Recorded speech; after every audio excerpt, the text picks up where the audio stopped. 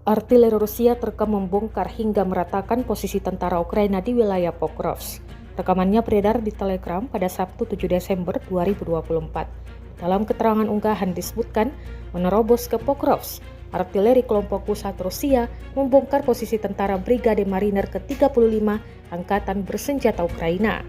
Pasukan Rusia terus bergerak maju dengan cepat ke arah Pokrovsk di saat Komando Brigade Ukraina melempar para pejuangnya tanpa dukungan ke posisi depan yang segera mendapat serangan dari artileri dan drone-nya.